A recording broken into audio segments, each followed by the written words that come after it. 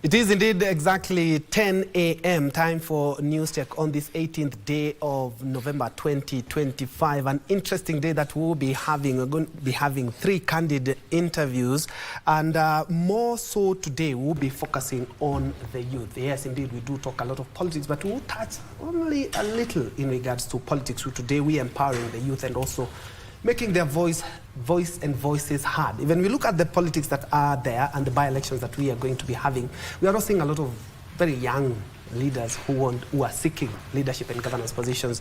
But we need to put this in check. And that's why we'll be having a long and candid discussion in regards to matters youth. On this first hour, we will be looking at public service. In particular, we will be having the Public Service Intergenerational Dialogue Conference, IGDC, that will be taking place from the 26th to the 28th of November. I think it's from from Wednesday to Friday of next week. And the guys who are behind it are right here. But what about it? They will be talking about a number of things, and in the broader perspectives, the objectives, bridging generations. We'll be looking at the new version of leadership, advanced innovation and digital transformation. We're going to be looking at elevating well-being and also mental health, which is very crucial, especially for the young generation. Enhance the brand identity of the public service as well. On the second hour, I'll be hosting youths, and we'll also be talking about mentorship as well. And also later on, we'll be looking at the politics in between. My name is Ben Troy, and many thanks indeed for joining us.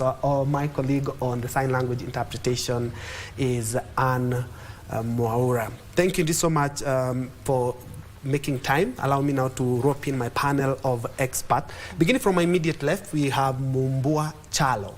Mumbua Chalo is a civilian officer working for the Ministry of Defense. Just next to her, karibu sana. Thank you very much, Troy. Just next to her, we have Charity Vivi Kilonzi. Charity is a youth leader. You'll be telling us more about what you do. And just next to her, we have Festus Muturi. Muturi is an inspector of mines, the State Department of Mining.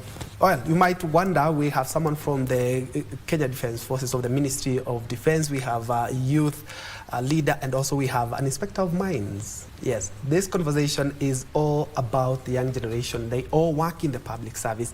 And beginning from you, Mumbua, kindly tell us what exactly you do as a civilian officer in the Ministry of Defense. Thank you very much, Troy. What I do at the Ministry of Defense, first of all, I would wish to thank the Ministry of Defense for the support they have granted me this far and for allowing me to be here. I work as a civilian administrative officer, meaning the military has 26 establishments, and each of the establishments has civilian staff. So civilian staff at the ministry play a supportive role to the KDF, and I work at the Kenya Army, whereby I manage and supervise the civilian staff there. Yes, so that's what I basically do. All right. Yes. Vivi? Hello, thank you. Thank you very much for this opportunity. I am happy to be here. More about me is, initially, I, of course, lead the executive committee that is behind the planning and the execution of the conference as of next week. So I'm vice chair to that. So you'll see the youth leader explained. I am also a legal officer at the Center for Mathematics, Science and Technology Education in Africa. It's a mouthful, but it is CEMASTER for short. Yeah. Yes, okay. So I mostly just tracking compliance as with all legal officers. All right, so you'll be telling us, we'll be loading you with questions in regards to this conference, because I'm quite sure a lot of Kenyans, and especially the young generation, want to be part of this intergenerational conversation. Muturi, you are Inspector of Mines. Thank you so much, Troy. And let me take this opportunity first to thank the KBC for allowing us to be here today, and its management. And I appreciate my employer, State Department for Mining, led by our very able PS, Mr. Ari Kimutai. I work there as an inspector of mines, and we are the young people who are driving the vision. This is the next Kenya. This is the next Kenya, and there's the next future for this country.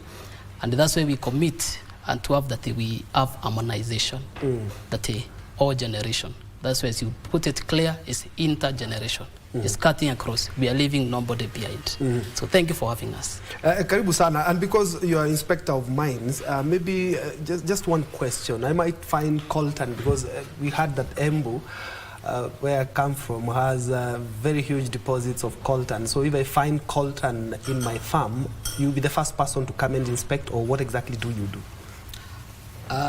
Thank you for that.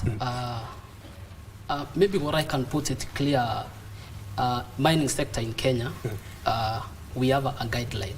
We have the Mining Act Cap 306 that guides on the legal aspect of the mining in the country. It gives a guideline, because under that we have what you call the mining permit and the mining licenses. So it is the issue of inspection does not only begin after you have seen it or what. It's a whole procedure, but we have the law that is well guided, and the Cap 306 that the Mining Act guides clearly on each step on how we can go about it. But you're the guys who will be coming there. But now we have the inspector of mine. Once the process is beginning to the very last, you'll have us on the ground. All right, ladies and gentlemen, allow me to begin this conversation, and allow me to begin with beyond academic qualifications. What specific competency or technical expertise you have seen a lot of young people lacking, such that you find that a lot of them are opting for private institutions as opposed to the public service? Okay, I think from my own view, the young people do not lack any qualifications. They have all the qualifications, just that they probably lack the exposure or how to use these qualifications, or just being out there to be able to show what they can do with themselves or for themselves and for our country. So I don't think that we actually have people lacking skills. I think we're actually having people who are actually really overqualified, just that they don't have a stepping stone or somewhere where they can showcase the skills that they have. Yes. So yeah, that's my take on that. Vivi, you're convening this very important conference, and allow me to just break that question. I ask Mumbo, why is it that you find a lot of young people are opting for private institutions as opposed to looking for work in the public service?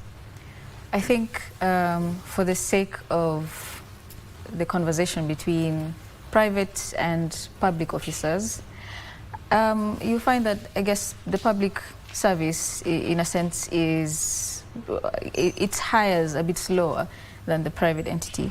Whereas for private entities to remain competitive, they will require new talent, new innovation, and new staff, and it expands quite rapidly vis-a-vis public service. Public service, especially for young people being employed, will take up a lot of assistive technical roles and administrative roles. So the demand for that in public service gets slower as public service, convenes its service delivery. So you won't see public service necessarily employing as frequently as perhaps maybe is expected of the private service, because private services, you have business entities, you have banks, and so on and so forth. So the influx of the demand for talent and the demand for expertise that is targeting a specific type of gap is continuous and rapid at the same time. Whereas with public service, you have individuals who are employed on permanent and pensionable.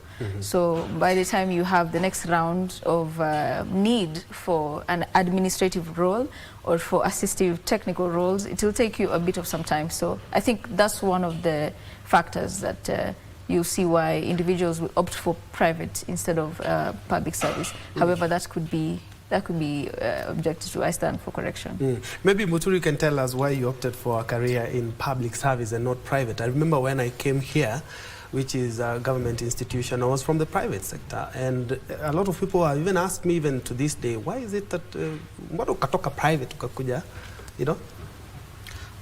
Thank you, Troy. I would say that personally, I've been a trained mining engineer. For your information, I'm born again. After I did my study in Taita Taveta University, I first worked down there in a private institution, that is Rockland Kenya Limited, as an engineer. But you realize now, there is also the benefit in the private sector, which I agree totally, because there is there's no long bureaucracy.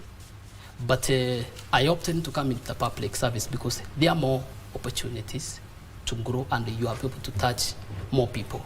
Because when you go to do the inspections of mines, for example, you meet those guys and the young people who are there, some people in the community who need your help more. They need also to hear you. Those people, they need to be encouraged. We have, you also make a contribution to the community because it is a service. You are serving. You are a servant to the people. And that's why, especially now, like what we are doing with the Kenya School of Government, where I dearly appreciate Professor Nura Mohammed, who is the Director General, that when we had a conversation with him, he told us that you young people, you have the potential. I want you to come and drive your own vehicle. You see, so there is capacity. We can be able to do it.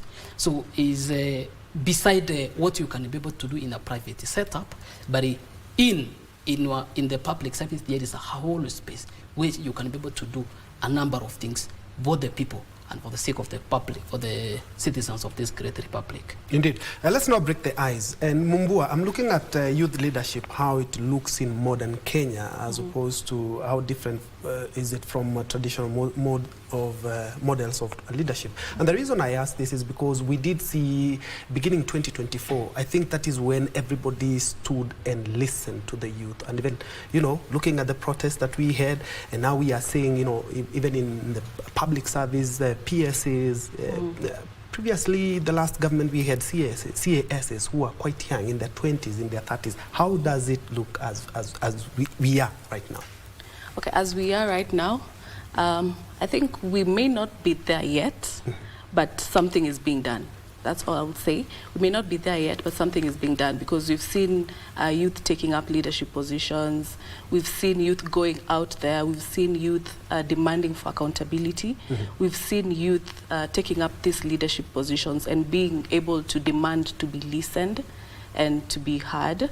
And I think the trajectory keeps improving as we move forward, because I believe for us to be able to take these leadership positions, we actually need people to entrust us with them. We need mentors. We need people to hold our hands. We cannot do it alone, I would say.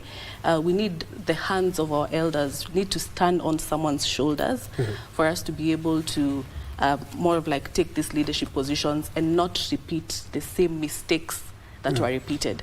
So I think we can still do better. There's a very, very big chance for improvement. But so far, so good. We're making progress. It's better than making no progress. So, yes. So far, so good. Vivi, allow me to pick from where the Gen Z left. We are leaderless. We are tribeless. In as much as we are looking at Gen Zs, that bold statement, I was even also flabbergasted by that, because talking about we are leaderless, we are tribeless, and they haven't really put a face to the Gen Z movement. And so my question is, what more, especially when we come to this very important convention, can really help the youth to get their leaders? Just like Vivian, just like Mumbua has said, that you really need somebody who, to hold your hand, or even somebody to sit on the shoulder. How can we change that narrative of the young people? Because at the end of the day, we're talking about leadership. We have to have leaders. But when you talk about being faceless and also leaderless, I don't think it's the right trajectory, if you ask me. Okay.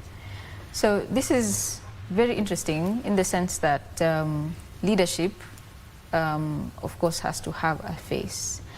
But you see, what had happened in the Gen Z revolution, I want to call it that, is it was a means to an end to achieve a specific type of protection against, reprisal for, of course, the price of protesting and so on and so forth. So in and of itself, it was wisdom at that time to ensure that we move as one person, we move as one priority, and of course we don't necessarily rather we didn't intend to lose anyone at that time. So if you look at what had happened, it was instrumental for that time. Going back to leadership, leadership has a character of, someone has to lead the vision, someone has to sample what it is the future looks like. Mm-hmm. And so an individual has to come up and be at the forefront so that they can say, as Paul said, follow me as I follow Christ. Mm-hmm. And so in this trajectory, as at right now, in public service to be particular, public service has no choice but to have, rather it has young people as its succession strategy. The public service is aging rapidly, of course, but then if you want individuals to step up to the forefront, as my colleague here has stated, you will need individuals who can be able to entrust us so that we can be able to be kicked into the box of leadership, correct? And be able to make mistakes, to learn, and to be entrusted with responsibility. There is no other way of raising leaders, of course. And this is very different, because when you bring up the issue of the Gen Z revolution, that was specifically circumstantial, because we wanted to move as our priorities felt like at that moment. So trying to reproduce that might be a bit difficult for the sake of innovation, development, and progress, of course. But that's not to dismiss it as wisdom that was instrumental at that time, mm-hmm. to actually put forward a specific message. But in this sense, especially for the youth in public service, you will find that a couple of leaders and a couple of, if I won't go into politics, but even our heads of departments, our CEOs, our PSs are becoming, rather not even becoming, but the inclusivity is expanding more and more, and we're seeing ourselves being entrusted to the forefront. And so in order for us as young people to be able to take up that mantle, we also have to, embody certain characteristics. So not only competency in the sense of, our studies and our qualifications and our soft skills, but also character, and also the ability to respect experience for what it is, and the ability to also respect our agility as young people and what we bring to the table. And so what you see here then is a leadership that must be passed on. Mm. The mantle must be passed on. You have no choice, because the strategy then is the young people will come to the forefront, whether we like it or not. It's like falling asleep. You start slowly and then all at once. Mm. So I would say that is my opinion. Muturi, allow me to pick from where she has left. In as much as the youth right now are now seizing opportunities that they weren't doing that early on, many would feel disconnected from government processes. What do you think a practical step that can be taken to make public service on the lips of every youth? I do remember when it came to last year is when now people are asking, hey, the airport, people want to know how much money has been sent to counties. Now the young people are coming out to try and also get to know what is happening, especially in government. What one practical step you think can be used to drive this agenda home? Thank you, Troy. I think out of the 264 mm-hmm. articles of our Constitution, Article 10 should be laid at the foundation of all other articles, mm-hmm. because it mentions of what we have talked about, issue of accountability, the issue of sustainable development. My sister has mentioned about passing on the baton. When you check Article 27, it talks about the freedom and the issue of discrimination. And one aspect is the issue of age. We can't discriminate either the old or the young, since we are all citizens of this country. The most important thing is whatever is said, young people, what they are after is what is said, let it leave the website, let it leave the papers, and let it go on the crowd and be implemented. Because we can talk about an issue and year at another, we can talk about an issue, but if it's not implemented, then it remains a story. And that's why you find that it is important that whatever we see them asking, there's nothing new on the face of the earth. King Solomon said it. There's nothing that is new here. But there are other new ways of doing something. And what I want to see is that whatever has been said, let it be implemented and be put in the practical aspect. And I appreciate what, as you mentioned when you were beginning, the former president, Uhuru Kenyatta, he began engaging young people because he can see there is knowledge. I love what the current president has been able to do. They should have now leave the city. Let's come and be able to have a conversation where you guys are. But with all those efforts, they need to see things being done. It's not just by the word of mouth. Yes. You are known for, the young generation is known for being tech savvy, you know, and now with the advent of AI, I can say, wow. I remember when we were in school, in college, when I was in college, it's a couple of years back, we didn't have what we are having now. And I say, unless you guys seize that those opportunities, then you're not doing good service to yourself. Yeah. How do the public service, because everyone here works in one way or the other for the public service, can tap into this energy, raw, untapped energy, to better the public service?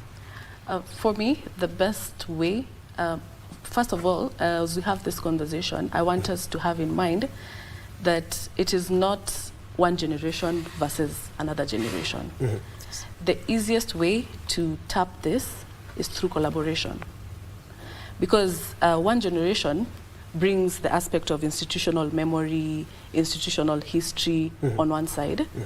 And on the other side, the other generation brings in the aspect of innovation, creativity, they're tech savvy.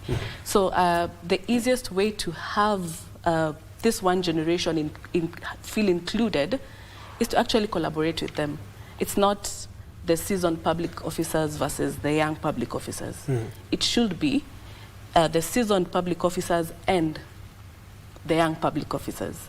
That partnership, that collaboration is very important, and it's the easiest way to make it to the public service that we want. We don't want a public service that's divided, that one side is the seasoned public service, the other side is the young people, because I believe that each and every generation has something to bring to the table. Each generation has something to bring to the table, and they have their unique features, their unique strengths, and all that. So the easiest way to tap into this is to actually come together and work together. Instead of competing, we complete each other, we complement each other. That's the easiest way to make public service work. I'm looking at, Vivi, I'm looking at many professionals who join the public service. You might find, we've even had teachers and doctors say, oh, we have stagnated for so many years here.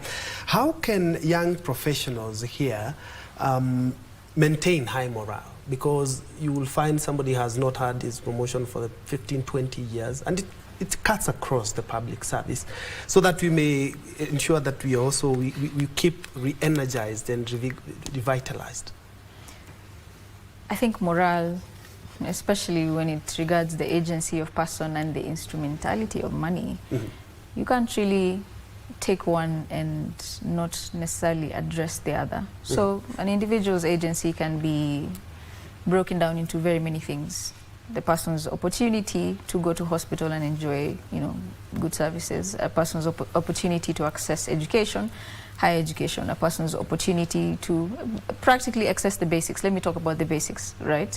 And so if those things are taken care of, my morale will be fine. You won't struggle with me at the office. However, as you kind of continue and your agency grows, I could be at this specific moment single and alone, in the conventional sense. And then in a few years, I get married and I have children. You see, my agency has grown. And so if my earning potential also does not match my growth, then automatically we will have a problem where I am compromised, especially with regards to my survival.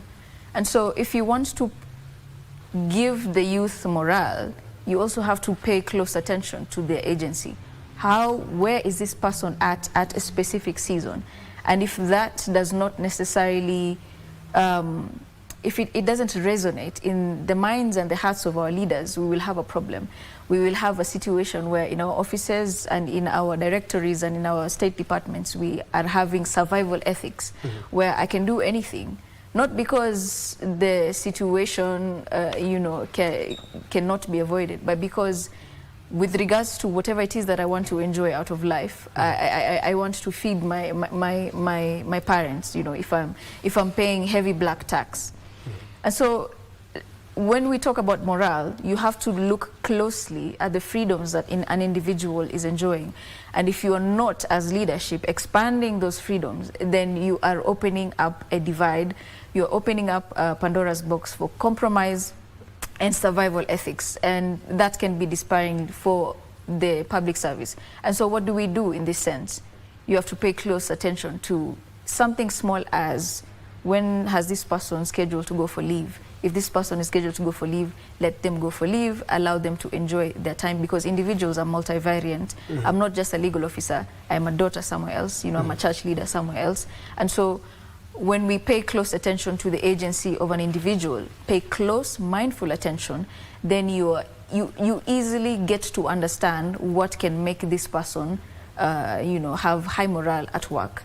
And high morale at work is not only the output. We also want to have a whole individual. It's not just a worker. We want to have Charity in her wholeness at work, doing something for herself and contributing to service delivery. All right, let's look at the conference now. Muturi, I'm looking at leadership. This is something that you also be talking about in the conference, between 26, 27, and 28.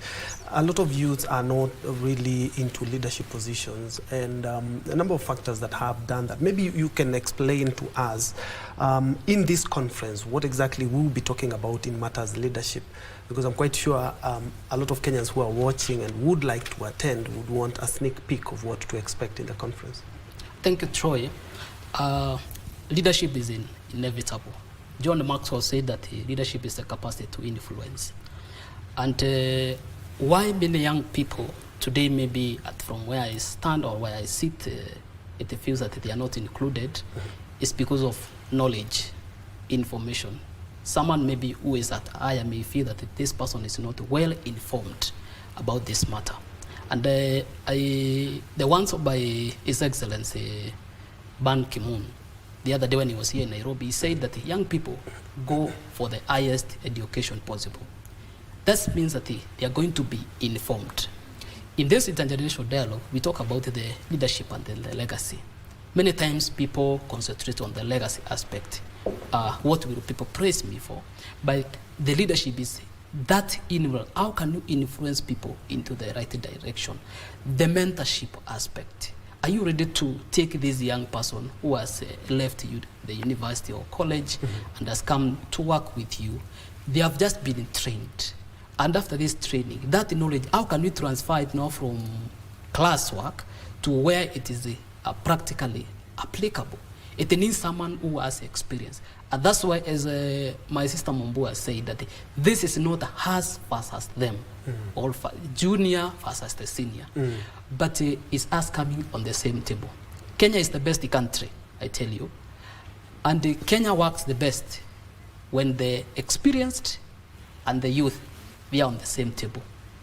This person who is tech savvy, this person who has experience, the question is, where can we meet? And once we are on the same desk, then we're able to transfer the knowledge that has been earned for years. Then the competency, this person who is in influence with the technology, the competency, when they have been brought together, then we are going to have an harmonized leadership. And also when we are coming to transfer of the torch moving forward, there's not going to be darkness at any point. Yes. Mbua, what do you think is the role of the young generation, especially the Gen Z, in transforming public service? And looking at this conference that you'll be having, the 3-day workshop that you'll be having, what gap do you seek to bridge? Okay, from my experience in public service, I realize even when you have conversations with other fellow young people in the service, they'll tell you that I got into service and the seasoned public officers were like, you're coming too fast, you're too aggressive, systems have been working like this. There's that resistance to change. And then there's this new workforce of young people who are ready to be very aggressive, who are ready to make things easier, such that something that was to be done in 1 day can be done in 1 hour, say. So there's this new crop of young people who are very, very aggressive and very ready to adopt technologies and all that. So I think one of the things that the young people are bringing is the aspect of there's innovation, like this new face of public service. They want to change. People want to make things better. You want, in your workplace, you want to make sure that things are moving. We're kind of tired of these bureaucratic processes that we have in government. We want to make things easier. We want to serve. And I think from this, the future of public service looks very bright. We're kind of moving public service from the aspect of age, hierarchy, and structures to the aspect of service. We want to be able to say that this public service is better. So we want to actually move from the public service we have right now to the public service we want. And the easiest way to do that is to bridge this generational gap. Because we cannot do it alone. We need the institutional memory of the seasoned public officers that have been there. We need to know how this organization started. We need to know the mistakes that were done and how not to repeat these same mistakes. So that all goes down to the aspect of mentorship. So in as much as we are able to bring something to the table, we still need the older generation. That's why we need to bridge that gap. Once we bridge that gap, we are able to partner, work together, and complement each other. Yeah, indeed. Just like Muturi said, that is not an issue of us against them.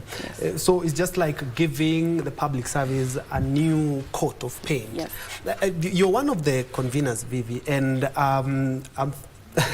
I'm tempted to ask like 3 questions exactly. What exactly are the opportunities that the young people should be looking out for when it comes to mentorship? You've talked about it's intergenerational. Who are we looking at? Yeah. Are we looking at people in leadership positions? Are we looking at people in the corporate field? Just paint a picture for us. I think this is very interesting because, one, I doubt whether when we talk about public service, individuals understand that it's also corporate in a way. Okay, so we do have technical specialties. We have individuals who are really, really good at what they do. Okay. We have leadership, of course. If you look at the hierarchy of the public service and the leadership at the top, of course, it's going to get a bit political because, well, that is by virtue, in a way, it kind of feeds into appointments and other things. But that's neither here nor there. However, we do have, when it comes to just narrowing down to the youth in public service and the opportunities that are there, especially with regards to this conference, we have an opportunity for you to come and network, an opportunity for you to come and learn how innovation can keep up with wisdom. Of course, innovation by itself, allowed to run wild can become a bit reckless, but innovation and wisdom becomes a sustainable pace. And so in that specific, in the conference next week, what we're trying to preach to societies and corporations and state departments and all these public entities is we are going to take what everybody brings to the table and we are going to have a narrative that is sustainable. We are not going to be able to avoid hierarchy and strategies that are put in place because in public service you can't just, approve something. There are certain red tapes that exist and with good reason, I guess, for fraud purposes and other mischievous acts that could be there. So that's why you need a lot of hands on processes. However, perhaps it is time for us to modernize. Perhaps it is time for us to revise. Perhaps there are some decisions that don't necessarily need to go all the way up the hierarchy of decision making. So at the Intergenerational Dialogue Conference, what we're trying to say is we're trying to create a sustainable pace of development, because whether we like it or not, the youth are the future of public service. And number two, we're trying to create leadership that can be mimicked in the future. We're trying to open up the space so that public service can be more vulnerable. You know, it will be a combination of young people and two senior management individuals. So we're going to talk about, okay, so when it comes to succession planning, what do we mean? What do we want as young people? You know, what do we know right now? What is it that we ought to know, and what is it that we ought to do? And so you see, with creating this platform, and hopefully this is going to be one of Professor Noura's most astonishing legacy project in his service. It's going to set a narrative where if inclusivity is not at the bottom line of everything, the whole system has fallen apart.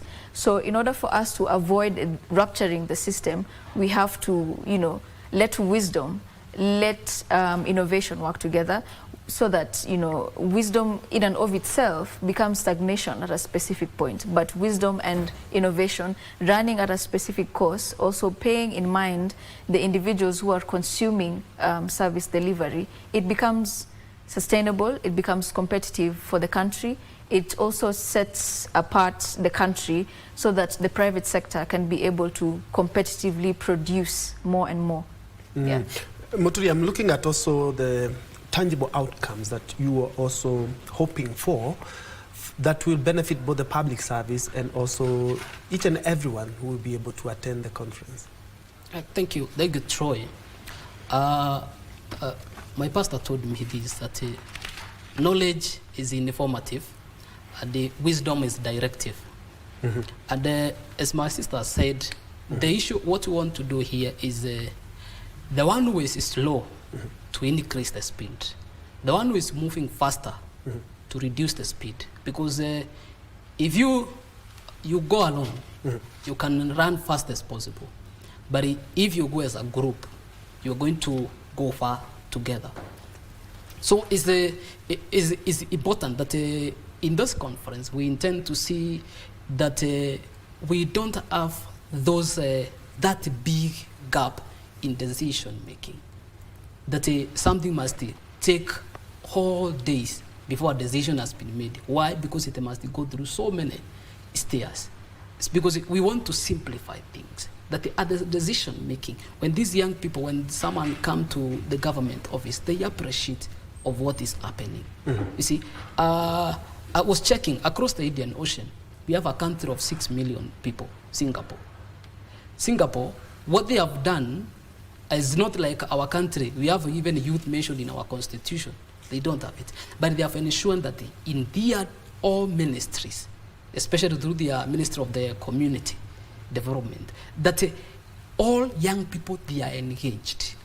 Because in Kenya today, I don't know whether you are aware of this, that the average age is at 19 or 20, somewhere there. So there is no way we can exclude them at the decision making. And they are, as they are growing, they have been to university. You have taken this person through the training, 4 years, 5 years, other 6 years in the university. This person has been informed. Today, what is happening in China, what is happening in Germany, in America, it is available in the internet. So this young man or this young lady will be informed, but it needs wisdom. Person who has wisdom to guide this person. And then they need to open and to receive each other and to be on the same bench of conversation. Okay, I'm informed that we are running out of time, so I'm going to give you each a minute for your closing statements in regards to the public service you would want. Okay, for the public service that I would want is a public service where we are able to show up, not because of our paychecks, not because of the titles that we hold, but because we know that someone somewhere in maybe the innermost part of the country needs us to care for them. That's the kind of public service that I want. Yes. And your take home in regards to the conference? My take home in regards to the conference is that what I've learned from organizing this conference is that when generations are talking, that's a conversation. When generations are listening, that's transformation. Wow. Sisemi kitu. Yeah? Okay, this was a great opportunity to showcase our thoughts, and I'm genuinely grateful for the invitation. I think for me, what I would want for the public service is a public service that understands that the clock is ticking and that we are serving a populace that is demanding more, that is demanding efficiency. And so the only way to create success is through vulnerability. We need to closely ruminate about our mistakes. We need to respect expertise, and we also need to, and expertise needs to respect competence. So even as we proceed at the intergenerational dialogue conference, we're going to have opportunities and much more time than we have right now to talk about what is ailing us, what we can do, and it's going to be free. And we're not going to have. Some people have noted, is it going to be? Actually, I wanted to ask that being the last question. Who exactly are you targeting? Can anyone come? Yes. So the most immediate group is going to be the youth in public service, together with their senior administrators. But anyone really is open to join. You can reach out to us so that we can be able to give you the registration details.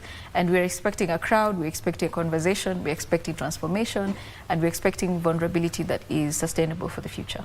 And because the Gen Z are so tech savvy, for somebody who is in Mandera and cannot be able to come, will you provide a Zoom link or something?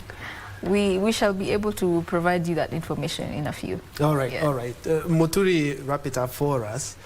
It's a good thing that we started this conversation in as much as we're talking about the role of youth in public service, and it's an intergenerational conversation.